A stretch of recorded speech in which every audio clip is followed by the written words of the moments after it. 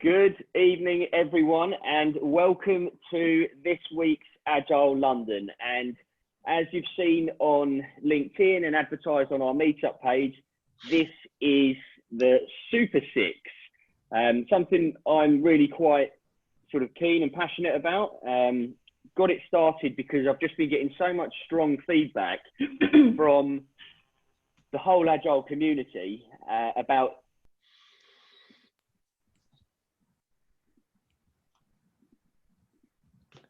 We're all waiting. We lost you. I think we've lost him. The anticipation. He's really left it on a moment there, like great. The suspense. Moment, yeah. Great feedback on.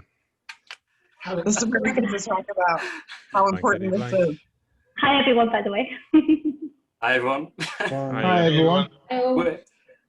Hi everyone. Was everyone stuck in the waiting room as well?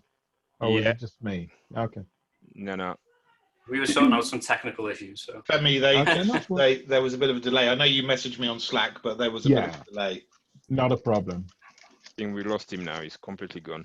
Personally, I like the fact that the whole room is full of smartasses. I'm back. So somebody made Alex has been made the host. I'm back. Alex is back. Oh, there you go. Ah. Had to be named Alex. Oh. Has he frozen again? Should we, like, if this happens, should we just jump in and just, obviously, I'm cautious of time, do we jump in and just start the conversations? Guys, I'll just pick this up from Alex. I will have to miss out on his very well-rehearsed intro, I'm sure, but I'm his colleague here, and I'm sure he can pick things up. Maybe it's better, Sheetal, if you, I think you were first. Did you discuss that, Alex? Yeah, okay. Awesome. Would you be happy to kick off? And I'm sure Alex will be able to join in and then do a... Hi, everyone. I am back. There he is. There he is. Right, very quickly, Toby, thank you for that. Do jump in. Yes, Sheetal, you're up first. So, Agile London Super 6, rapid fire event. We're hearing from 6 fantastic speakers this evening. Please excuse me speaking fast. I did upgrade my Sky broadband, but clearly having issues. So I appreciate everyone's patience and sticking with me. So tonight we've got Sheetal Thacker, David Mcthomas, Anna Novikova, Tobias Mayer, Aubrey Stern and Giles Lindsay, all speaking with us tonight. They've all spoken on Agile London before and their talks have been absolutely fantastic. So I really wanted to bring them back and have them speak for the Agile London Super 6 rapid fire session, 10 minutes each, 6th of the month for 60 minutes. I'm still speaking fast, and Sheetal, I'm going to hand over to you now, just in case my internet does go. Sorry. David, you're up second. If you jump straight in after Sheetal, we'll go from there, and Anna following that. Sheetal, over to you. Thank you, Alex. Hi, everyone. Lovely to see you all. Hope everyone's keeping well. I'm going to just jump straight into it and share my screen. So it is this one. I'll hide the chat window quickly so no one can see what I'm up to. There we go. Just let me know. Just give me a thumbs up so you can let me know if you can see my screen. We can. Okay, wonderful. Okay, so my talk is on the concept of the evolution of leadership. And basically, what this is sort of going through is going to take you through the decades of leadership from the 1970s. So in the 1970s, the form of leadership that we were embarking on was very much a military command and control type of leadership. Decisions were centralized, there was no autonomy. And basically, it was all orientated around chain of command, and job titles were very much predefined, and anyone stepping outside of their chain of command was pretty much reprimanded. It wasn't really, in my opinion, a fun place to be working. And what I tried to do is actually give you an idea of people's thinking. So thinking is the hardest work there is, which is probably the reason so few engage in it. This was a quote by Henry Ford, which kind of goes to show the kind of mindsets of leadership back in the 70s. Coming on to the 80s, it was a little bit of a new environment. A leader's role is not to control or stay on top of things, but rather to guide, energize, and excite. This was the era where there were these hotshot leaders going on for dinners and lunches and making deals here and making deals there. The leader was very charismatic, and almost like the pseudo celebrity who would be the one that would actually just kind of fire the decisions and energize the people and kind of bring together big business kind of projects. But there was still some elements of command and control there. Like any failures would be punished, and there was no embrace of change. So it was still not exactly the best environment. If anything, it was not a great environment in that long hours in the office was quite a prominent thing that happened in this era. Moving on to the 1990s, I call this the geek years. And Bill Gates in particular said, in a quote, "Be nice to nerds, chances are you'll end up working for one." And basically this was the era where the technology savvy leadership started to emerge. So they would leverage on their computing power, and a lot of it was hands-on. So not only were people within the organization hands-on, the leadership was also very much hands-on, going into learning by doing. And these guys were the technical subject matter experts, and that's what they were doing as leaders, was leveraging on their own experience to lead the way. So they had high emotional intelligence, and they were quite humble. They were also innovators and inventors, probably more inventors at that time. But I think the innovation piece was starting to show through at this point in time. Coming into the year 2000, everybody had the whole millennium bug, as we say. This is when the startups started to emerge and the startup moguls started to emerge. Sarah Blakely, Steve Jobs were two key examples of people implementing and embracing a startup culture within their organization. And another thing that was starting to come forward was, like what Sarah Blakely is saying, is don't be intimidated by what you don't know. That can be your greatest strength, and ensure that you do things differently from everyone else. What this is saying is that when you're working in an organization, you don't always have all the answers, and that's okay. And I think this culture was starting to form that belief there, in that they were facing the truth and started to create that world of transparency that was really starting to come through. Coming into the year 2010, we then came to embark upon the disruptors. Accept that they will make mistakes and screw up really sometimes. Arianna Huffington. This was quite a poignant quote from my perspective, because this is what, going from the 1980s where failing was reprimanded, failure today was starting to be embraced, and people were starting the concept of testing and learning and really getting to learn about their products, but also disrupting the current market and saying, okay, you know what, taxi services, Uber's a good example, we're going to disrupt that and bring it all into a new world. And that was a key thing here. So in this era, in the year 2010, so many organizations started to kind of form disruptive, not disruptive behaviors, but create disruptive products that would actually shake things up a bit. And moving on, anything after 2010 came the innovators. So this was such a beautiful space, and I think we're very, very lucky to be in such an era where failure is an option, based on Elon Musk is saying. If things are not failing, you're not innovating. Innovation is really coming to the fore in this world at the moment, and experimentation, trial and error, embracing change, trying new things is a real thing that leaderships need to be embracing at this point in time. As you know, we're all going through a huge change at the moment, changing the way we're working from home.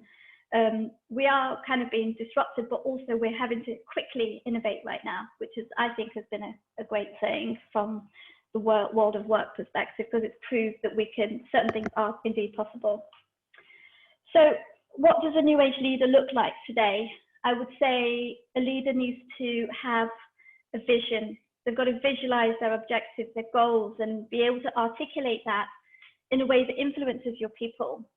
So what we're doing is we're moving on from a dictatorship world into a world where leaders influence great things.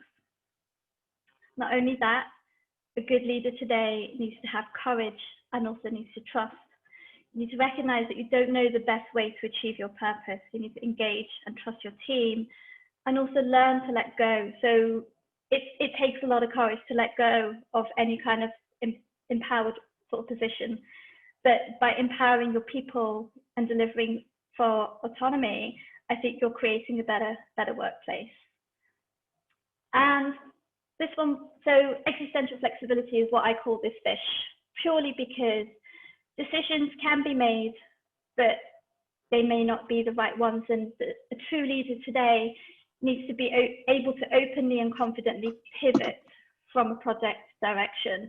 And if they're able to openly pivot and change direction relatively quickly and realize it's okay to do that, again, I think that's a characteristic of a good leader.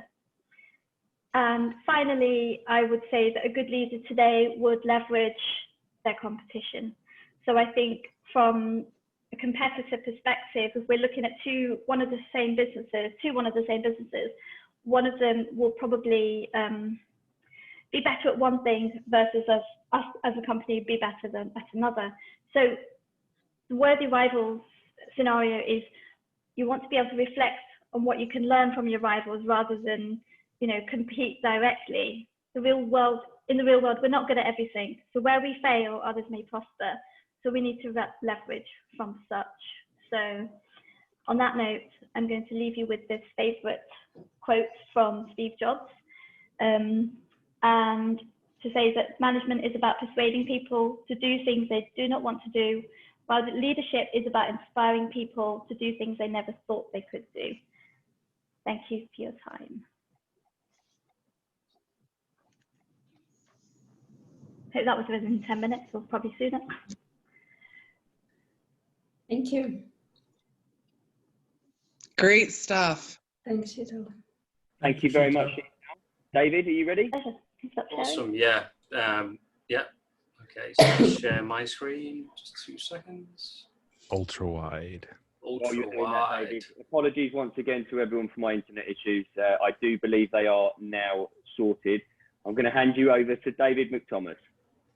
Yeah, hi everyone. Yeah, nice to kind of see you all on here for these conversations and what we're looking to explore. So I will try to keep this within 10 minutes to give the other speakers their time as well. So obviously the whole event is centered around Agile leadership.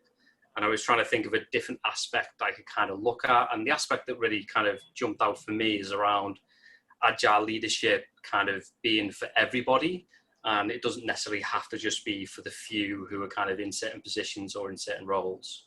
So without further ado, I would say once I click on the right thing,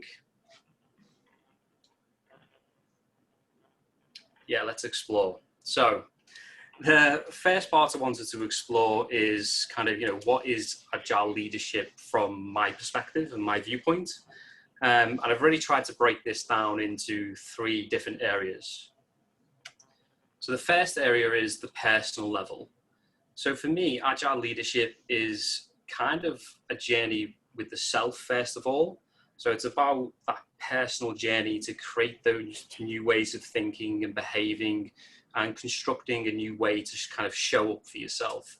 So I do really think that from an Agile leadership perspective, certainly the leaders I've worked with who've been really successful at doing this have gone on that deep journey of like self-discovery and really worked on themselves before extending that out to the teams.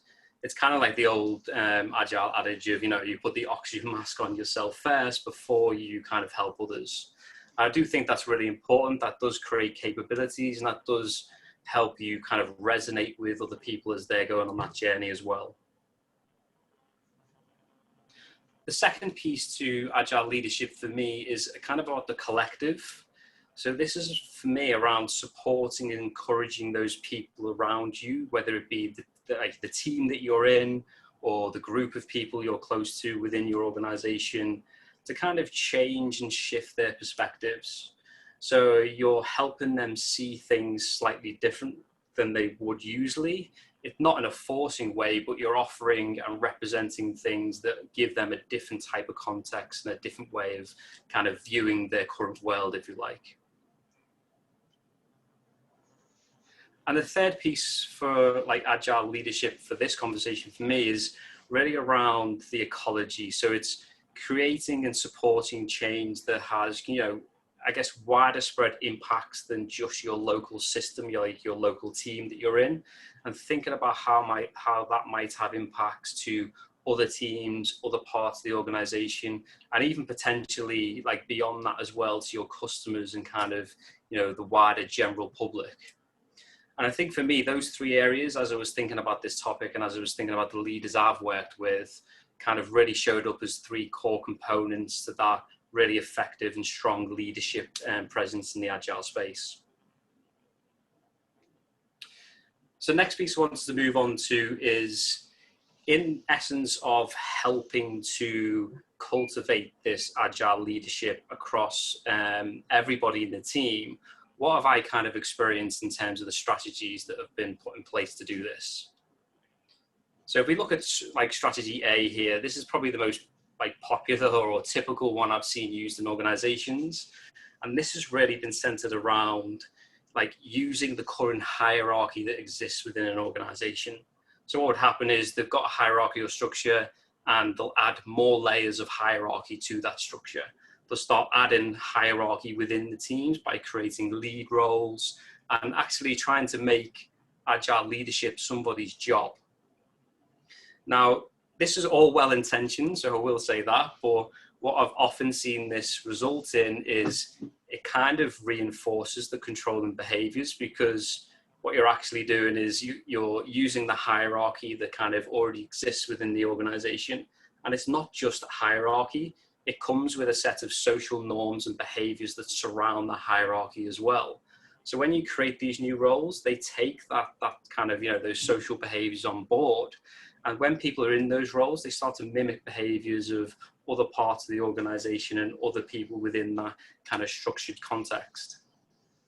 I think that the second piece is that I've seen it really create this like a sit and wait behavior in anybody that, for lack of a better way of saying it, kind of, you know, falls underneath that kind of that lead kind of role or person who's in that position. Because again, you know, especially in organizations that have existed for a long time, what you tend to see, or what I've tended to see, is that the hierarchy's been in place where, you know, you have a lead or you have someone in that position and people wait to be told what to do by that person, or they're waiting for permission to do something. So again, by using the hierarchy to try and create agile leadership, it can just create that sit and wait behavior in everybody else apart from that person that you're putting in that position. And ultimately, I've seen this lead to reduce leadership opportunities. I mean, what I'd really like to see is these opportunities for people to step up and be involved, be represented to the whole team. Now, with you having a lead in that role in the hierarchy, what often happens is it goes into them and very little sometimes can be like actually filtered down to the teams. So they're not represented with those opportunities and they don't really have that choice to show up and to get involved from a leadership perspective. So if we look at strategy B, this is the one that I like to support organizations with, and I feel kind of works the best based off personal experience with certain leaders, specifically here, you know, Aubrey on the call here, in terms of, first of all, focusing on people's passions. You know, what do people really care about in the teams? What motivates them? What gives them energy during the day? What do they want to focus on?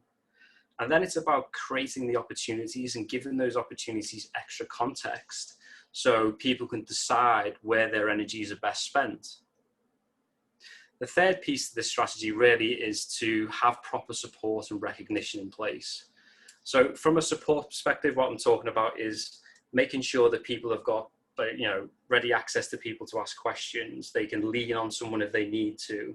They can ask advice, and they've got, you know, they feel like if something happens, someone will be there to help them kind of get through it.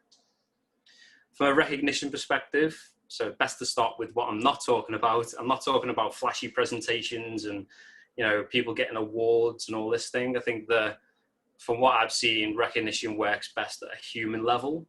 So when you can just, you know, when you can just say to someone, oh, that's been a great job, or I really appreciated you doing that, that adds so much more value than, you you know, paying for a big event and doing some massive, you know, presentation on a stage. So I think human level recognition is really important to encourage people to, you know, want to get involved and kind of show up in that way.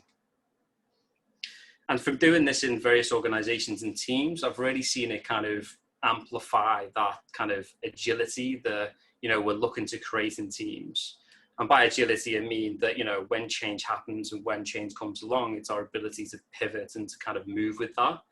Now, without that lead person there, without that filter there, it's much easier for the team to like look at things as they come through, and you've got a much wider spread of people who are going to kind of look at that, pick things up and move forward.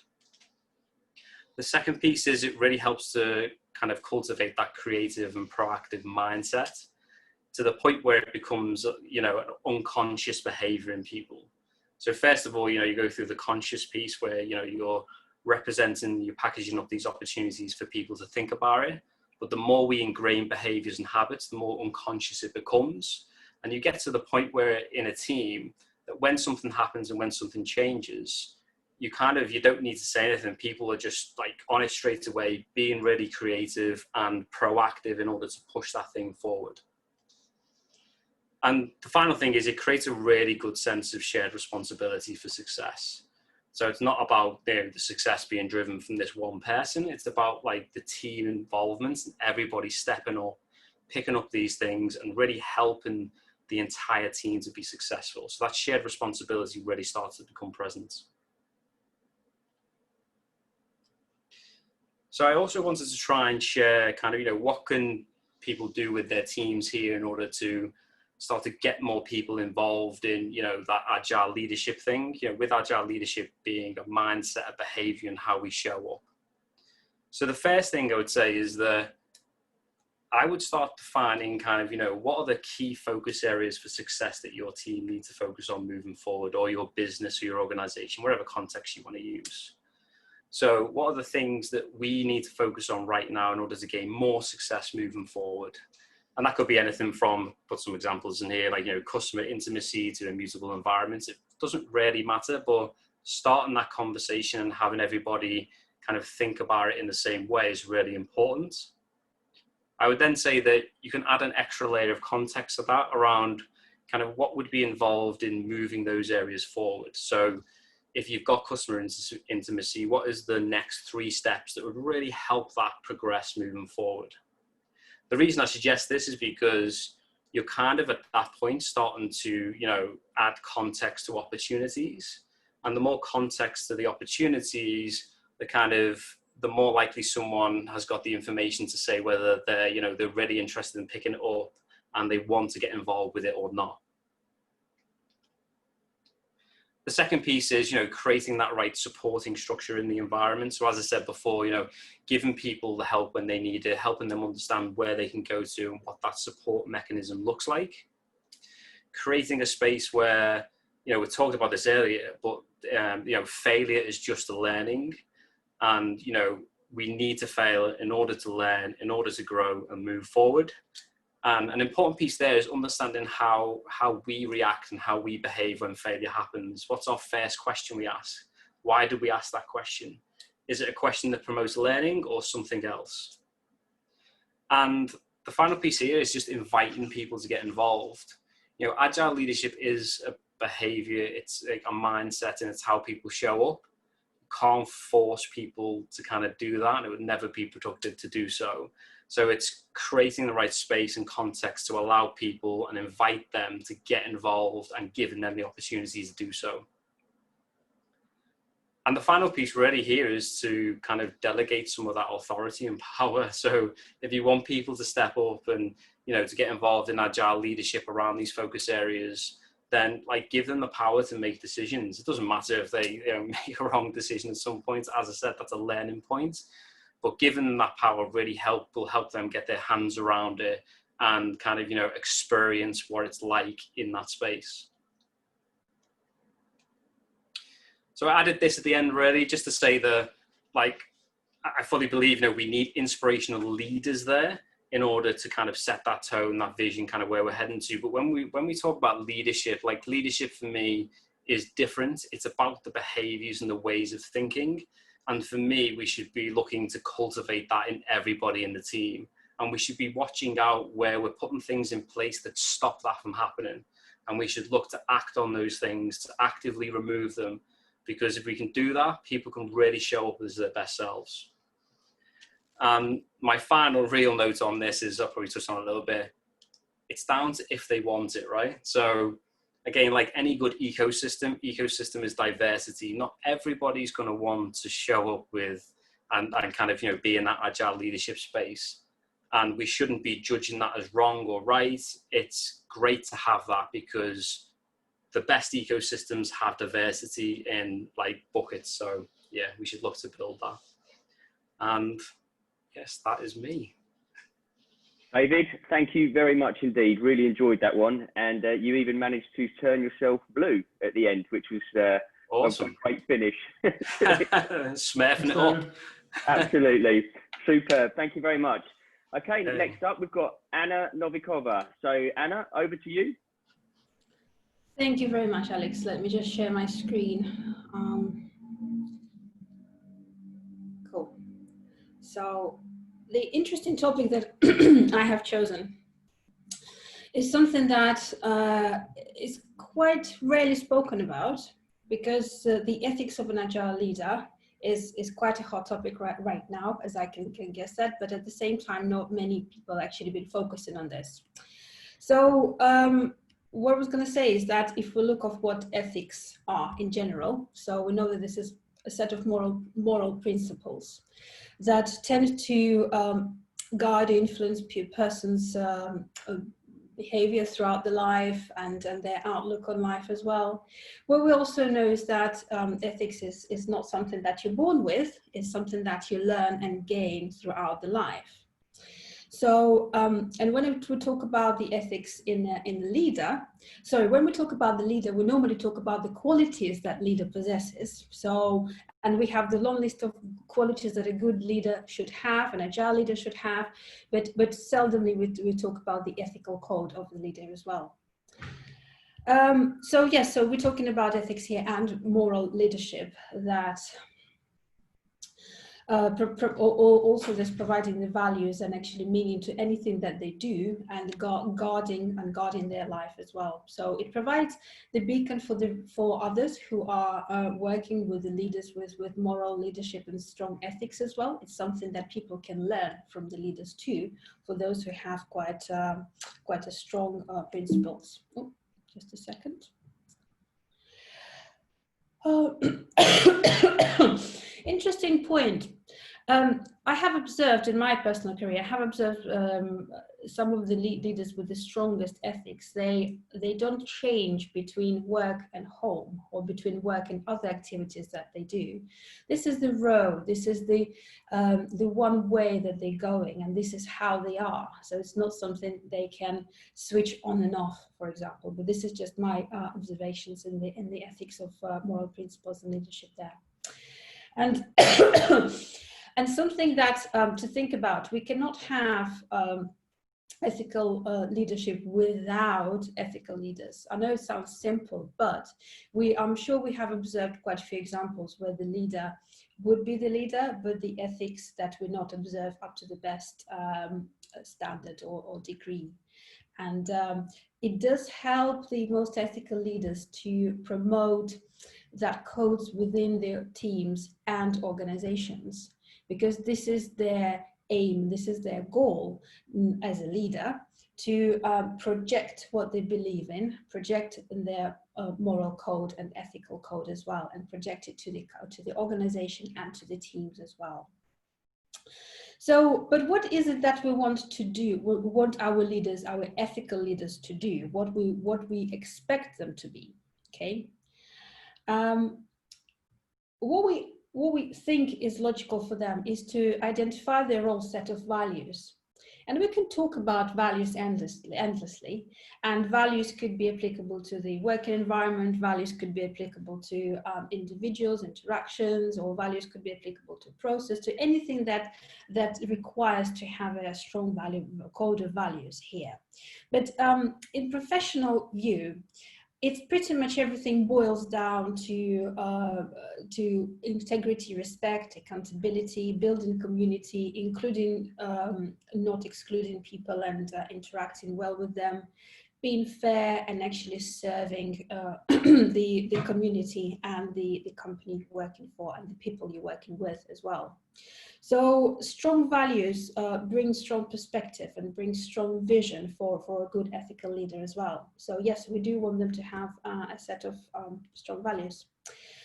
Also, we would expect them to manage, or we would like them to manage their own ego. So being an ethical leader means that, yes, we understand that everyone is different, but we're not threatened by other opinions, but we actually believe in ourselves as well, and we serve the others. So the servant leader is here actually coming into picture as our Agile term, as someone who does not have ego, someone who listens to the others and actually reacts to their needs rather than satisfying their own as well.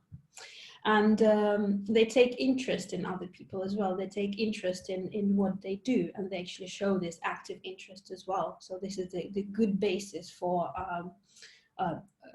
another good ethical point for a leader. Sorry. So definitely we want to consider groups of people, and we want to include their views.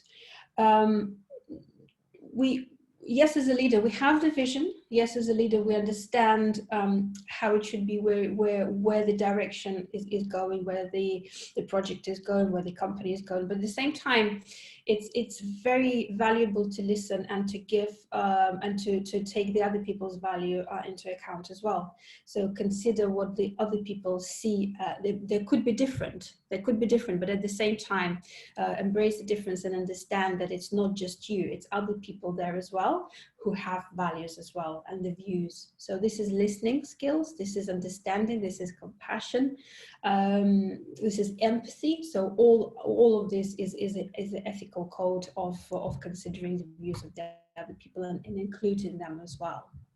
And obviously the next point is very relevant to our industry. We would like our leaders to be strong enough to embrace the change. And we know that we live in an environment that is always changing. Change is our normal state. We can't live without it. So, and we at the time of change, we seek the moral support and the moral leadership from our leaders as well. We go to them. What do we do? Show us the way.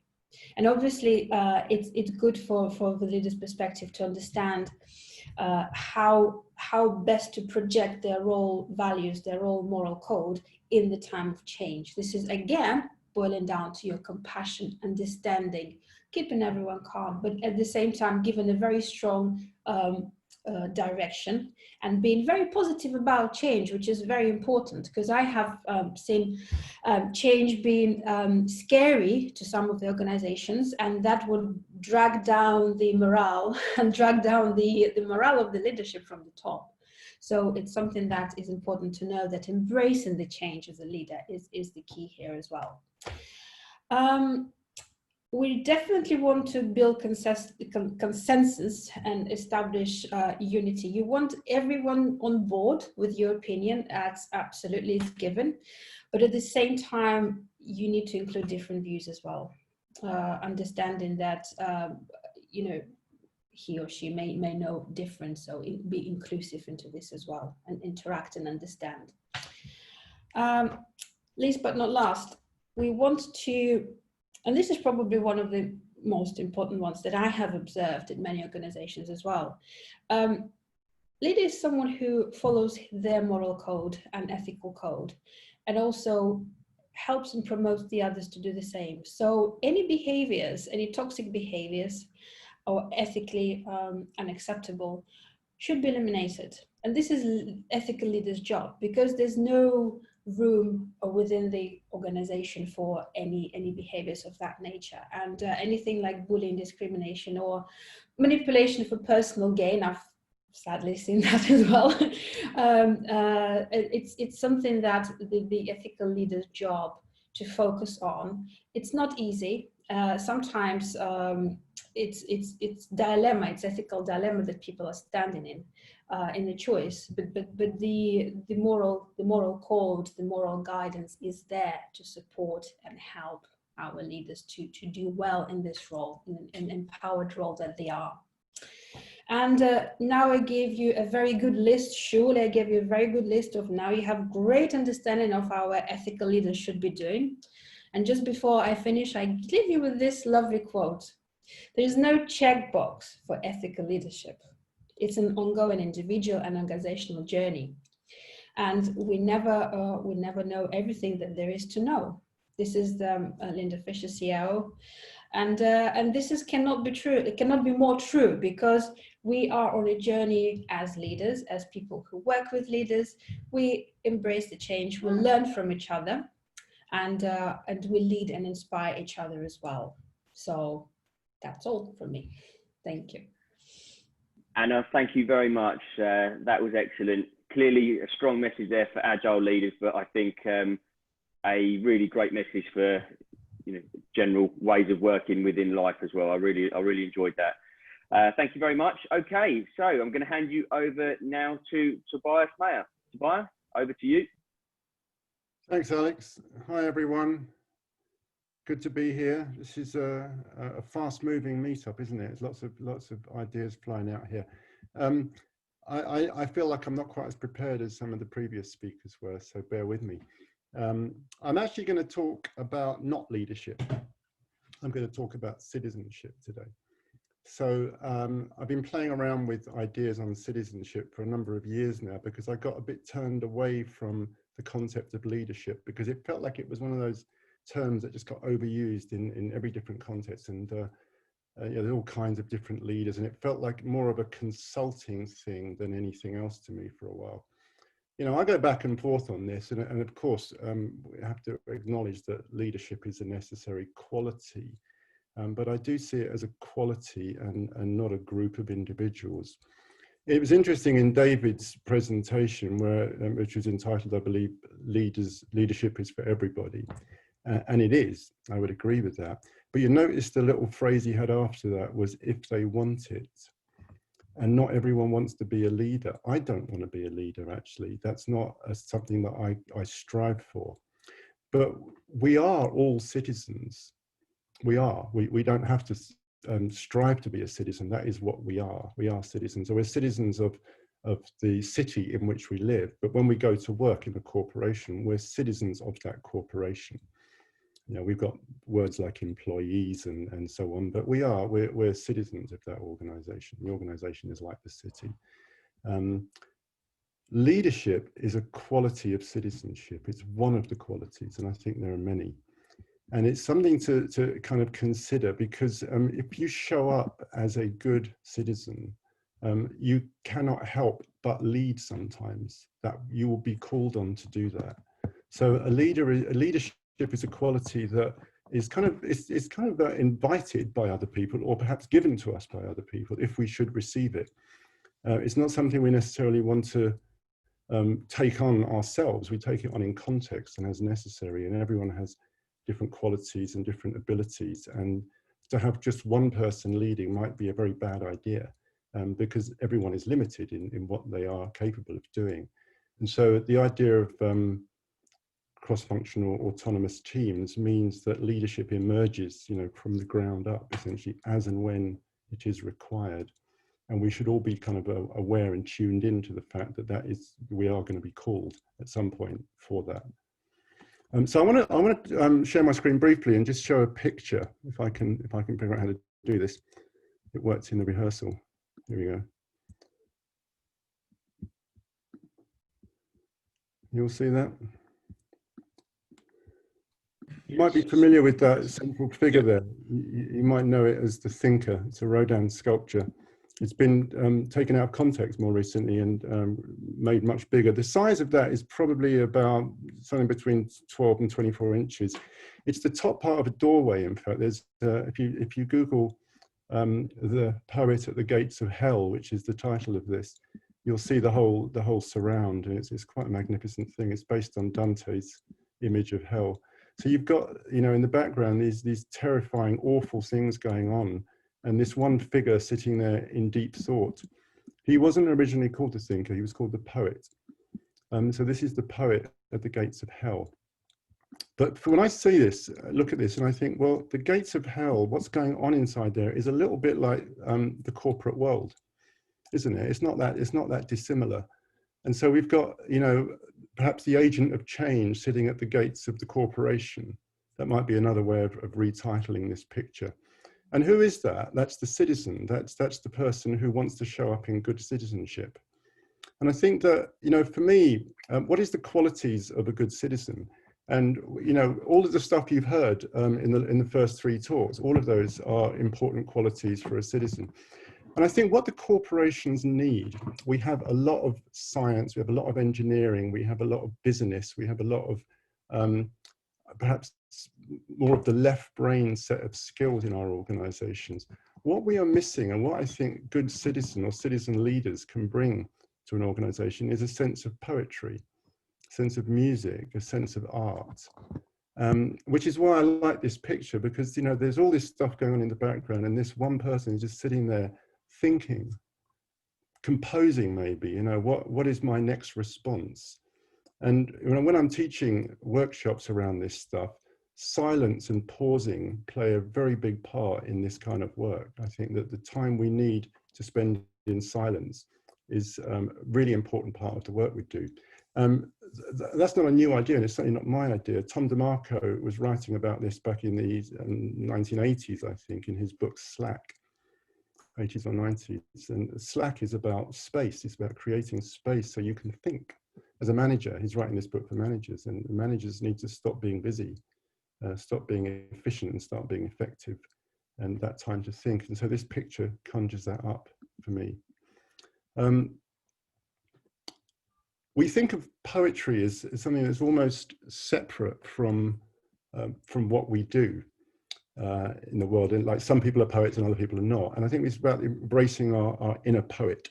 So I'm going to take this screen share off for a moment, and I just want to read a quote, and I'll put the quote in the chat window so you can see it. This is a quote from Walt Whitman, and it's the idea that, you know, there's the poet or the artist embedded in all of us. And part of what's important, I think, for us is to bring that out. And the Whitman quote is strong, but in a way, a little sad. It's a beautiful truth that all men contain something of the artist in them. And perhaps it is the case that the greatest artists live and die, the world and themselves alike, ignorant of what they possess. So there's too many cases, perhaps, where we don't bring this inner poetry out of ourselves. We don't get the opportunity for that. It's not encouraged, and it's less and less encouraged in our school systems today as well. But I think that, you know, is it someone else's job to bring that out? Yes and no. It might be the mentor's job, but it might be our job. It's like, step back for a minute and stop thinking about the business aspects and the engineering and science aspects, and think about, how do I show up as a poet at work today? How do I show up as an artist? How do I show up as a musician, as a composer, as a sculptor, as a painter? And what is the qualities that those kinds of people would have that allow me to show up in this different kind of citizenship leadership, guys? And that's the thought I shall leave you with. Thank you. I'm out. Tobias, thank you very much indeed. Yes to more thought and silence, but I challenge thee to encourage that in a recruitment office. That's got to be one of the most difficult places to achieve that. Thank you very much. Really enjoyed that one, Tobias. Okay, I'm going to hand you all over to Aubrey Stern now. Aubrey, over to you. Okay, let's do this. Hopefully there's no technical challenges.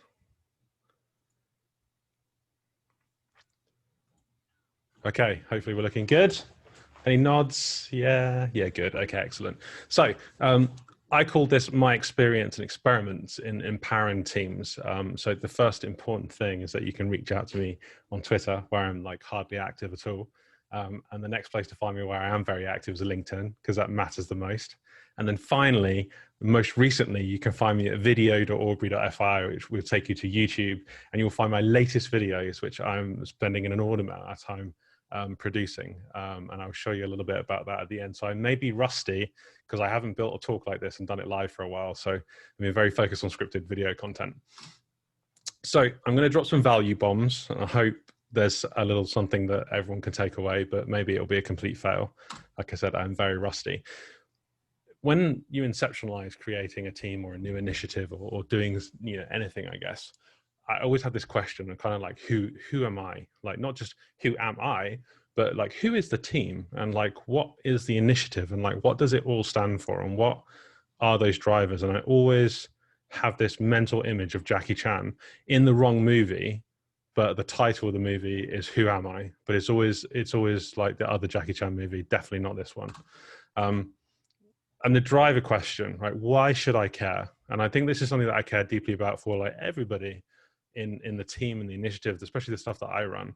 Like, why should they care? Like, what's important? So like, vision is very important. So having a strong vision that sets, I guess, we're very far away from this vision, and we have to go and get there and plot some kind of course and figure out how to get there. And it needs to be strong enough.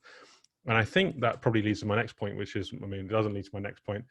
It needs to the point that I have to be technically strong enough to explain that vision and to credibly sell that vision.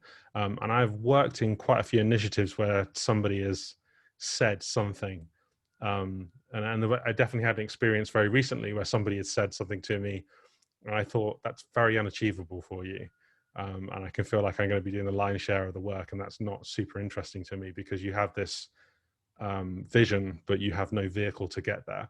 And so one of the things that I think I bring to the teams that I run is most of the folks that I'm working with understand that I know firsthand how to go and take us to that vision, or how to construct the vehicle to get us there. So that's the first thing. Interesting. Like, I love my work. I dearly love my work. There's a big hole in my heart when I'm not working, like at the moment. So I've tried to fill it with video stuff, but I think what we're doing needs to be interesting. And I think interesting has many contexts. So when folks have kids and they have families and they have different motivators in their life. And I used to have a very blunt opinion that, you know, there are folks that loved what they did, and there are folks where this was just a job. And I've sort of reshaped that vision over the years. And I think now I'm a big believer that people go through moments where, you know, sometimes their job is really important, and sometimes there are other things. And I think it's really important that that you create space in that team, slack, as Tobias was saying, to let people have that moment and come back to the initiative when they're ready.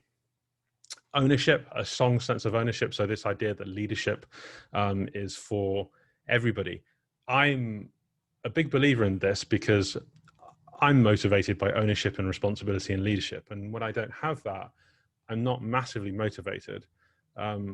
I could say that I don't like the idea of working in the same room as my boss, because I would feel like I don't own something. And that's maybe a weird way to think about things. But from my, I guess, like, that's my perspective. And I understand, you know, for my teams, that there are folks that like to feel like they're leading something, like they have a sense of ownership. So we'll move on to what the squad model looks like for that later. But I think it's something to keep in mind. And Dave mentioned this, that the glass ceiling, you know, the feeling that you can't go any higher because there's some sort of barrier in there. And we've run teams where we've had leads inside our squads. And I think for some squads, that was quite useful, having this skeleton person come in that had the muscle memory of knowing how to move and shape these squads and could provide a level of leadership until the rest of the folks were sort of there. On the other hand, we tried that with folks that had worked together before that had very strong bonds and muscle memory. And actually the person that was leading that came back and said, I don't think I really need to be in this role because I'm not really, like, everyone knows how to move and they kind of know how to move the right way. So I don't think I'm doing anything here. So that was quite interesting.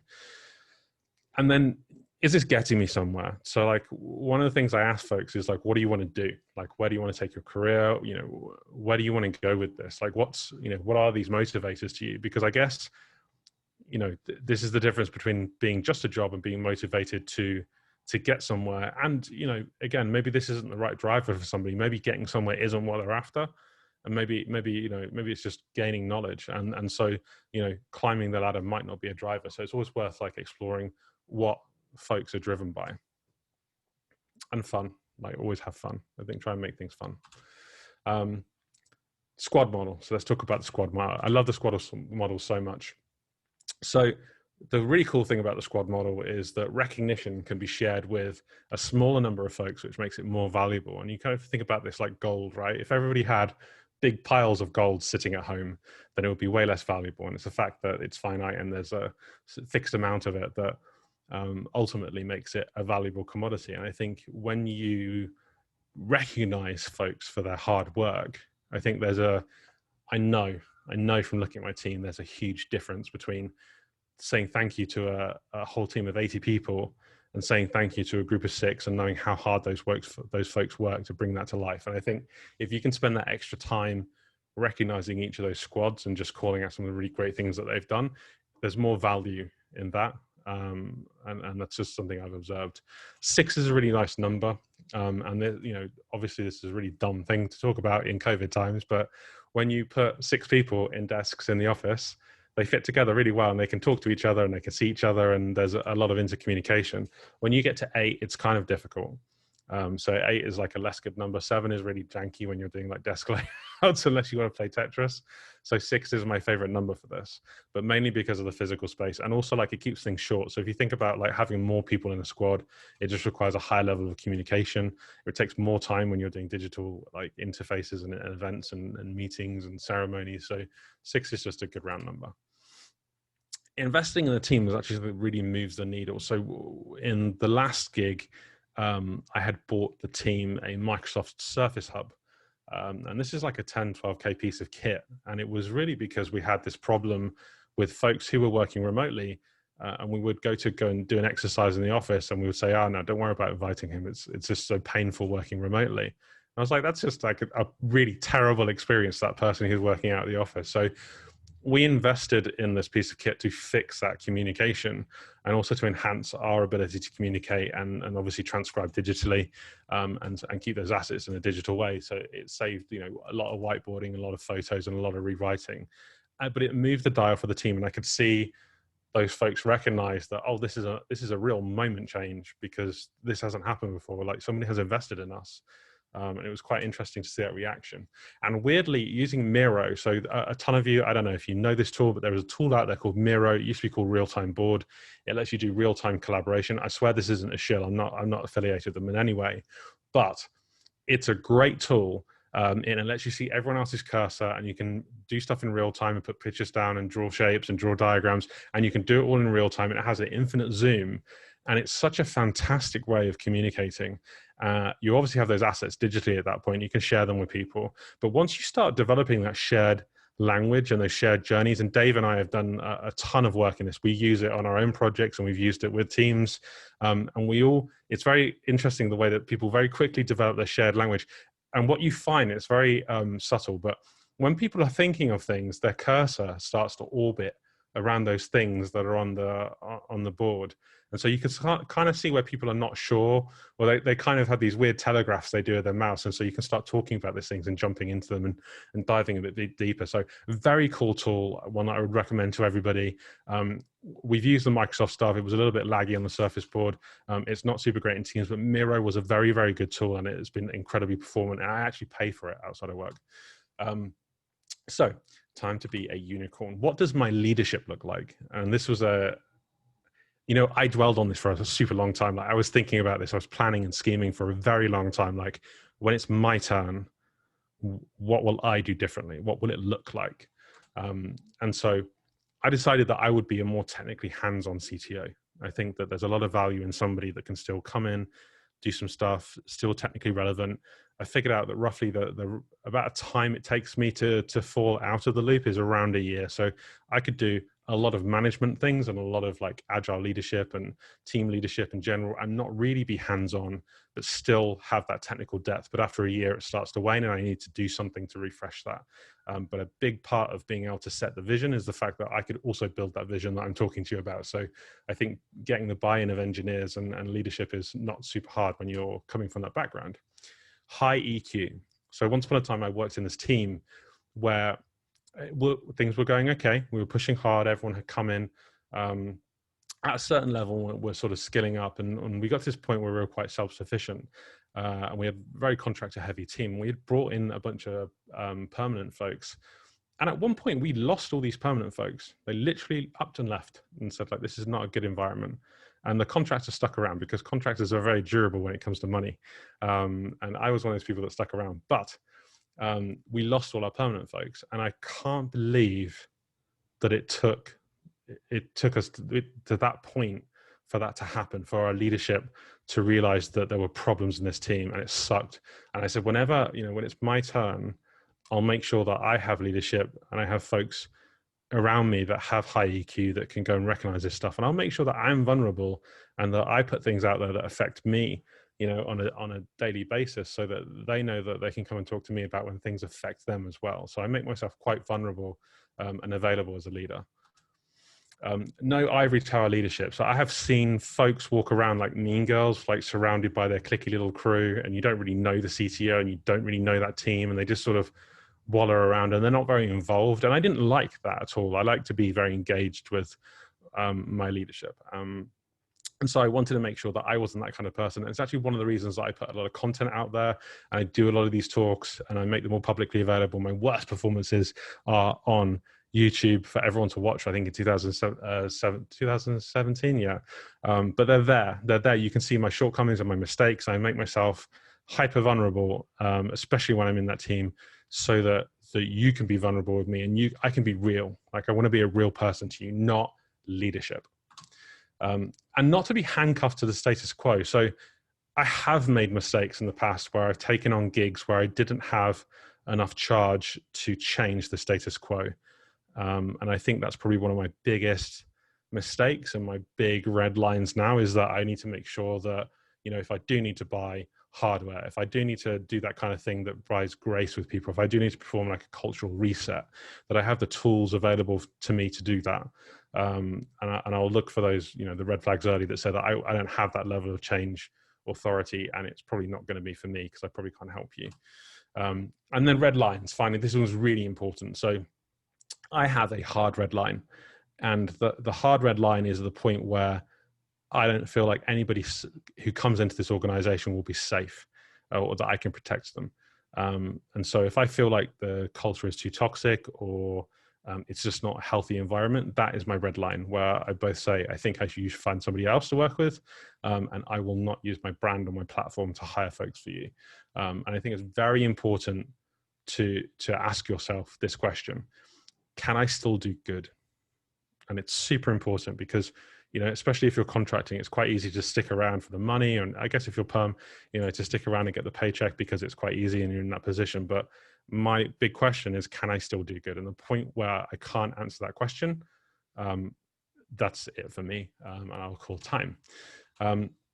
This is maybe just like an interesting nugget, but like rotating your support function. I'm very into teams having like 360 ownership of what they're doing, and to own the support function as well as building what they actually are trying to build. Support is a really great hiding place for a ton of trouble.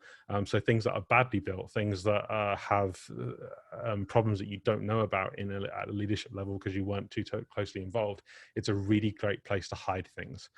So one of the first things that you want to do is rotate that support function. So whenever I join teams and I find somebody who's just dedicated on support, we start rotating that on an everyday basis, because it will shake out missing access almost immediately, because you'll find that half the team or 90% of the team can't access the stuff they need to access to do the support function.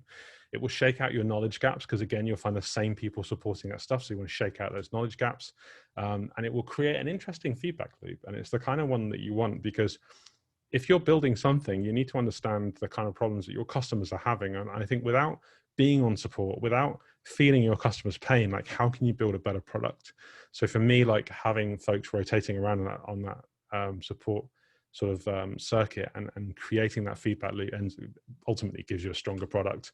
And then also it's a hero incubator. And this is probably like the worst thing about it. This will build you people that will save the day. And that's not what you want. You really want a team of incredible people with vast capabilities, and not that person that knows how to fix that particular problem with that Elasticsearch server and no one else knows how to do it, and they're the only person.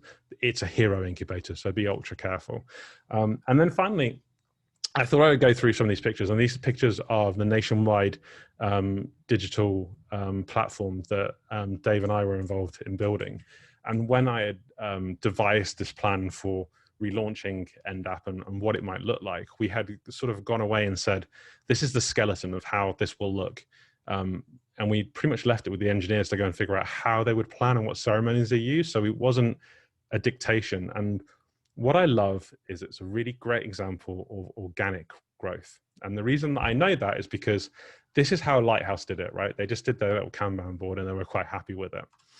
The Mavericks did this, and they used trees to think about like growth and how something was moving through the flow of its growth, and a camera to capture the actions. The Quantum Blue Knights actually use planets to do their estimation. So as we get away further from Earth, we travel into the unknown. So the further away something is from Earth, the more complex and complicated it is. And obviously, if you imagine platform development, it's quite difficult because you don't often get to the same thing. So it's not like development where we repeat tasks and we gain a better understanding of how much it will take to go and finish those tasks. Platform work is often one-off, and so there's not a lot of repetition, and you don't build the understanding that's needed for better estimates. And then Quantum, when they first started, were just, this is the insanity board, where they're incredibly highly active and there's a lot going on. And I love it. I love it because every single one of these boards looks drastically different, and it is absolute evidence that NDAP was entirely organic in its growth. And no one was told exactly how to do something. We let these teams go and run this stuff themselves.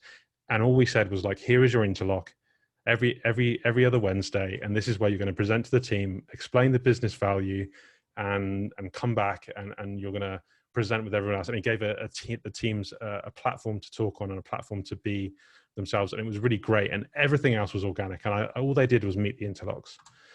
So finally, thank you for listening to Ramble. Don't forget to watch my video that's dropping tomorrow. Absolutely going to drop tomorrow, so you can go and find it. And this is how much effort went into this video. Like some serious triple camera, lighting, like crazy sound. Like this is, it's an animation. Like this is Hollywood stuff, people. So you have to watch this tomorrow. Thank you.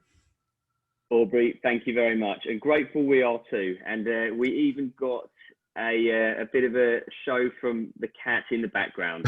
So, a very welcome addition. Okay, last but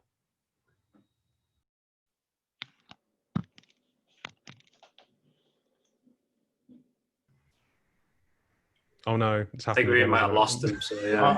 Are we waiting for him to come back, or do we? I think you just want to jump in now. Jump in. He'll be back. Giles, do it. Let's move on. Push the button. All right, look, let's crack on, because I know people probably have other better things to do with their evenings than come and listen to me bleating on at the end of the day. So I will start the presentation. Can I get just a thumb up that everyone can see an empty blank screen, or just the start? Yeah. Good. Let's begin. All right. So firstly, I've got to say thank you to Shitao for having done my talk earlier, considering we've both ended up with the same title this evening. My pleasure. We can all go. Thanks very much for coming. No, look, thanks everyone for coming along this evening for watching this. And again, hope Alex is back to hear the thanks he gets to this. Thanks, Alex, the Remote Agile group as ever. Thank you, Toby, as well, for standing in for Alex as and when. So last time I was here invited by Alex, I talked about who is an Agile leader and what do they do. So this evening's sort of lightning talk is about the evolution of that agile leadership that I just mentioned. Like David's and like everyone else is here today who mentioned this, is a personal reflection of my own agile journey, where I believe the sort of the agile leadership competency was actually born from. So to start with, I want to share what I believe agile leadership is today in the modern organization, and what is actually partially the wrap up of the talk too, right at the beginning. So agile leadership is the practice of creating change that helps build a truly agile organization. Now that's it in a nutshell. And of course, all of us as these agile leaders have this passion for learning, that open innovation, being able to develop people within our organizations, all the things that Aubrey was just talking about, and can create and communicate this vision within the organization. It's also the craft of creating the right context for self-organization. And within that environment where agile teams collaborate, learn from each other, get quick feedback from users, and are focused on that element of quality and continuous learning. Now, in understanding what and where agile leadership is today, in my personal opinion, the evolution of this leadership discipline and its beliefs, values, behaviors started with the evolution of contemporary leadership models over the last 70 years, as Sheetal mentioned earlier. Thank you, Sheetal. I wonder how many from our community here this evening actually wonder where this sort of the agile leadership approach actually has evolved from, or know about some of these models. So even though I've been working in agile ways for many years myself, I personally have only really come to sort of understand and appreciate the history behind the agile leadership journey over the last few years. So in uncovering where the agile leadership, this approach has come from, we're going to look at 4 of the main contemporary leadership models that have helped shape the mindset and the philosophy of all of our modern agile leaders, all the people that are here today, and agile leadership as a philosophy as it's understood today, nearly 20 years on since the signing of that manifesto back in February 2001. And to do this, we're going to look at 4 attributes of these leadership models. We're going to look at what the leader believes about the world. We're going to look at the leader's model for how to affect change within the world. We're going to look at the leader's values and the leader's behaviors. And I believe that these 4 attributes, in a very quick lightning talk like this, effectively capture the essence of these contemporary leadership models. What we don't have time, obviously, this time around is to do a deep dive into each model. But what I will do at the end is share the books that have helped me on my journey. So model number 1 is Theory Y from Theory XY by Douglas McGregor from the 1950s. So what is XY theory of management? McGregor's XY theory is a simple reminder of the natural rules for managing people, which under the pressure of day-to-day business are often all too easily forgotten. Now, his ideas suggest that there are 2 fundamental approaches to managing people. Command and control managers tend toward theory X and generally get poor results. Enlightened managers use theory Y, which produces better performance and results and allows people to grow and develop. So therefore, the beliefs from this model are an optimistic view of human nature. The change model is that average humans will accept and seek responsibility to achieve goals to which they are committed. The values of this model is responsibility, and the behaviors from this model is trust. Next, we have Situational Leadership by Paul Hersey, and also Ken Blanchard, I think, is also part of the creation of this from 1969. So what's situational leadership? Its notable features are briefly that this model of leadership focuses on the followers, rather than obviously what's actually going on in the wider organization. This leadership model asserts that leaders should change their behavior according to the types of followers they have. It also proposes a continuum or progression of leadership adaptation in response to the development of these followers within the organization. So therefore, the beliefs from this leadership model are talent and commitment. The change model is direct, coach, motivate, or empower based on each person's talent and commitment. The values are honesty, and the behaviors is versatility. Model number 3, things that many people have mentioned this evening, servant leadership, is by Robert Greenleaf from 1970. What is servant leadership? The idea of servant leadership is actually really simple. It's that the leader serves the followers, or a cause which benefits the followers in some way. Now, a leader who embodies this is not leading for reasons of status, wealth, popularity, or a lust for power. Instead, they want to make a positive difference to the benefit of all, or at least the majority of the followers. Crucially, a servant leader also tends to do this knowingly and willingly, and sometimes at his or her own cost, as obviously Robert writes in the book.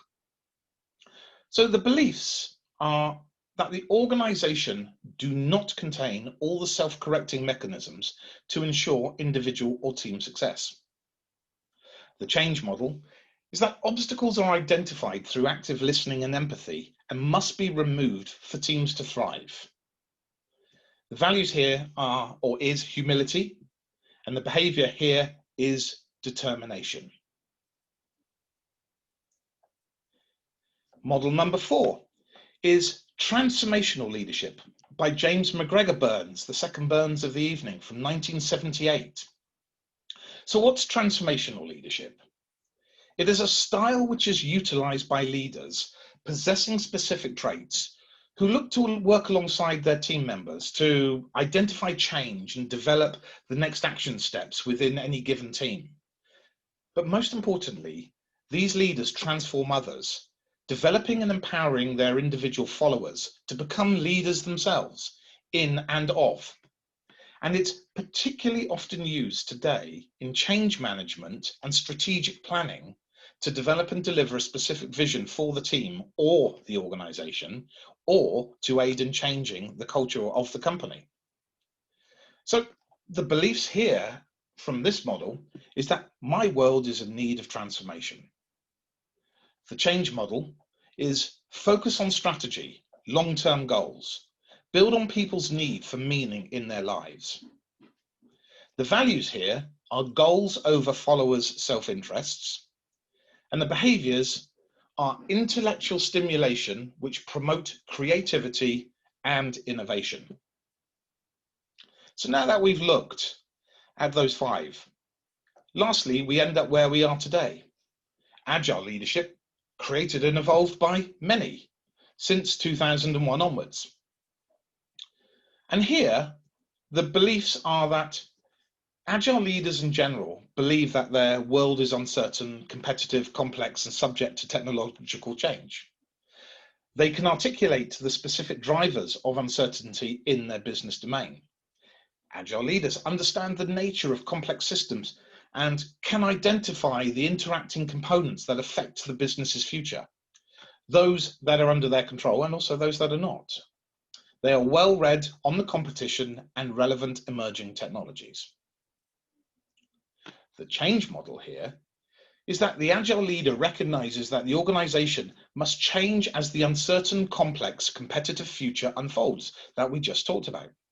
The litmus test here for all business decisions in this changing world must be the addition of value to users and customers. Delighting the customers is ultimately our main goal.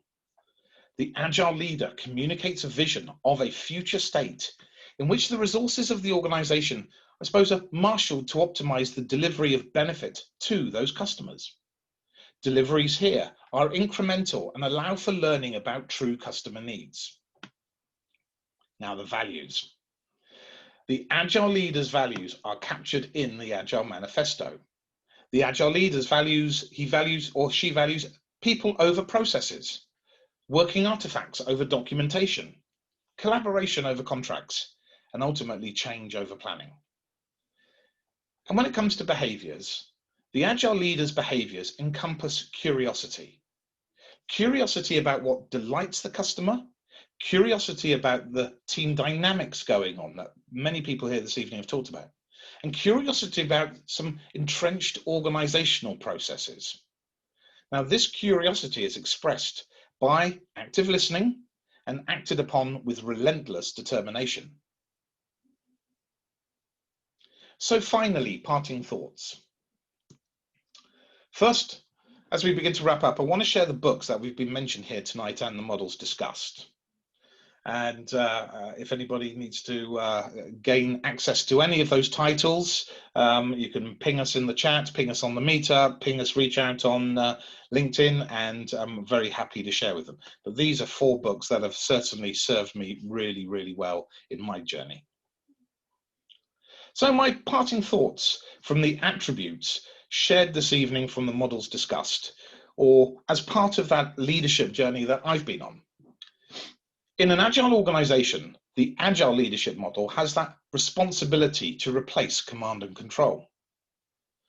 The organization's leaders believe that the future is uncertain due to the impacts of technology, competitors, and complexity.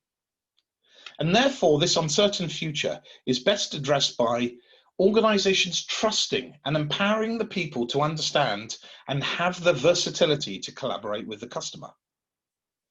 Having clear goals for the whole organization encourages that one team approach and a determination to work together to succeed.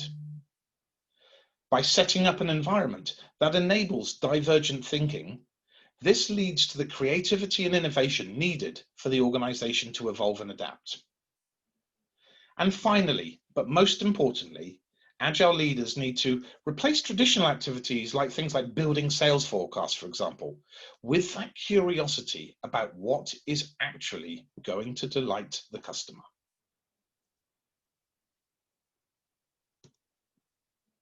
Thanks everyone for coming to the talk. Giles, thank you very much. That was superb, incredibly clear, incredibly concise. Really loved that. Thank you very much. And that brings us to the close of our this week's, this month's, I guess, Agile London Super 6. Thank you very much indeed to all of the speakers. Sheetal, David, Anna, Tobias, Aubrey and Giles, absolutely fantastic. As you are all aware, this talk this week was on Agile Leadership. So thank you very much for our speakers for that. And thank you so much to all of our Agile community who continue to support Agile London each week and continue to get involved. I really do appreciate it. And we do, Oliver Burnett and Agile London. So yeah, I can see someone is just sort of happy to chip in for my broadband. I'll probably start a GoFundMe That's page. Craig. Well done, Craig. You know, everyone could put in 5p and it would, you know, donate to my broadband costs. You know, and I even put my Sunday best on tonight. I've worn a shirt for you all. So apologies again about the broadband, but thank you very much indeed. So keep an eye out for future Agile London events. This one is recorded and will be up on our YouTube page by tomorrow. And I told some of you last week, but I'll say it again. I have managed to secure an Agile London session with Joe Justice. So look forward to that one. He'll be joining us in early November. So once again, thank you very much indeed. It is a rapid fire event, so there's no questions this evening. We will be cutting it there, and I wish you all a lovely evening. Thank you to all of you once again. Thanks, everyone. Bye, everyone. Yeah, thanks, everyone. Thanks, Bye-bye. everyone.